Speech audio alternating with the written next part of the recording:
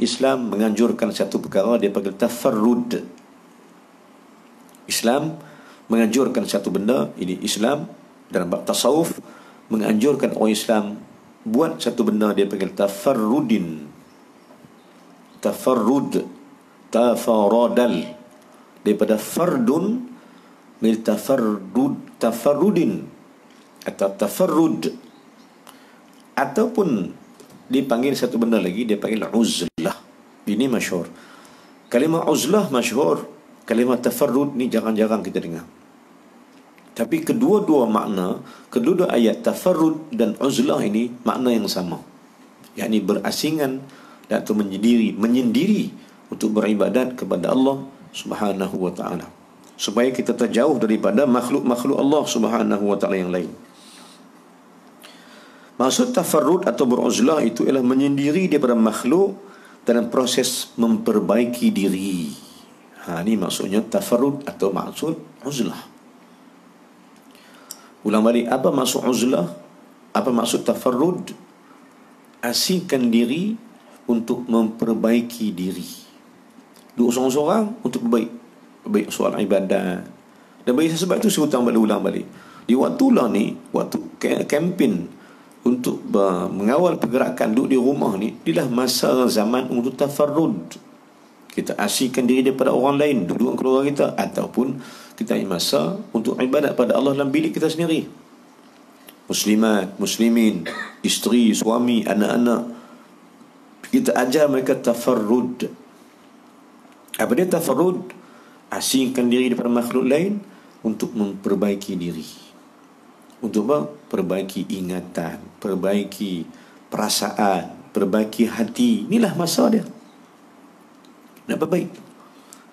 Bukan hanya nak jauh diri daripada COVID-19, kita juga nak menjauh diri daripada akhlak buruk, virus hati yang buruk ni.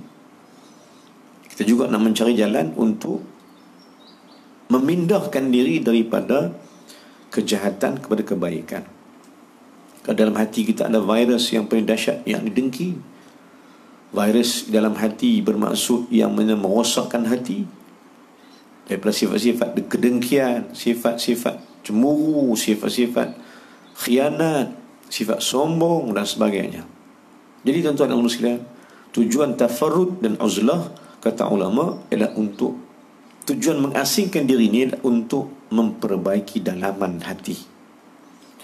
Tujuan tafarrud ialah untuk memperbaiki diri yang bahagian dalam juga bahagian luar. Inilah benda yang telah disarankan oleh Nabi SAW dan oleh Islam. Cuba tengok pada tuan, peristiwa menerima wahyu daripada Allah Subhanahu wa ta'ala di Gua Hira. Rasulullah beruzlah, meninggalkan kaumnya, memanjat bukit, memanjat gunung yang adanya Gua Hira ni. Apa tujuan Nabi ke sana? Apa tujuan dia tuan? Untuk beruzlah, untuk asingkan diri daripada kaumnya yang duk sembah berhala, yang tak mau taat pada Allah Subhanahu wa ta'ala. Gua Hira tinggi gua ni, tapi Nabi panjat untuk tunjukkan bahawa kena uzlah untuk bersama dengan Allah Subhanahu wa ta'ala. Halangan kita untuk sampai pada redha Allah Ta'ala ialah makhluk. Jadi perlunya uzlah ini, dan uzlah telah terjadi pada Nabi SAW untuk dia berada dan bersama ibadat dia dengan Allah Ta'ala. Saya pernah sebut dalam kata-kata kita dulu, kita pernah sebut dalam kuliah dulu, yang dijadikan satu kata-kata yang ditulis oleh sahabat-sahabat kita.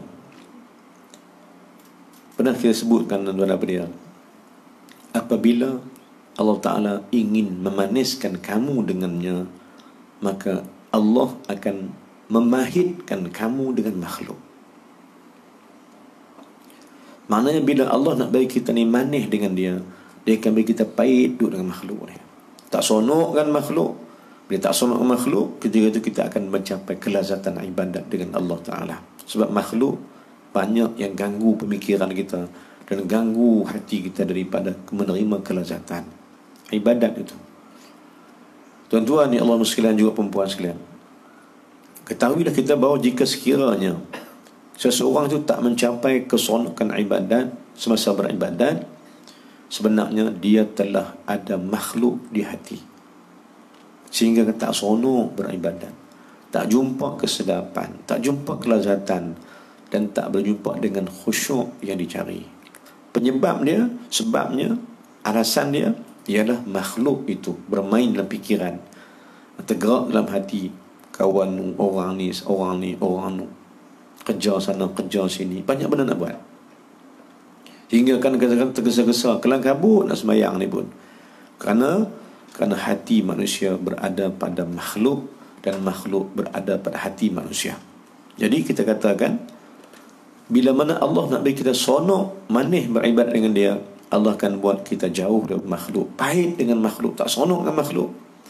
Bila pahit dengan makhluk, kita akan dapat merasakan manis dan lazatnya bersama Allah Subhanahu wa ta'ala. Inilah pentingnya uzlah ataupun asing diri atau tafarrud dalam hukum Islam. Uzlah yang ada pengasih tempoh peringkat kawalan pergerakan ni, kita nak sabitkan dengan uzlah, kerana inilah tempoh masa untuk kita asing diri daripada makhluk, untuk memperbaiki keadaan keluarga kita sekalian.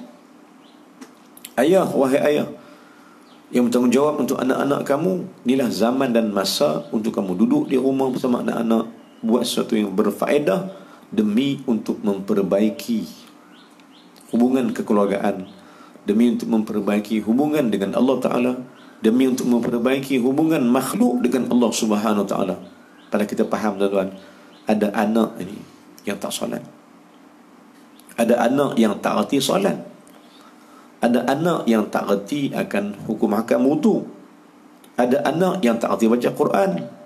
Maka uzlah, cari balik peluang untuk memperbaiki akhlak diri kita dengan Allah, dan peluang untuk anak-anak memperbaiki hubungan baik dengan mak ayah. Kerana uzlah, tafarrud, bermaksud asing diri pada makhluk untuk memperbaiki diri dan hati kita sekalian. Semua lebihkan ibadat pada Allah Subhanahu wa ta'ala.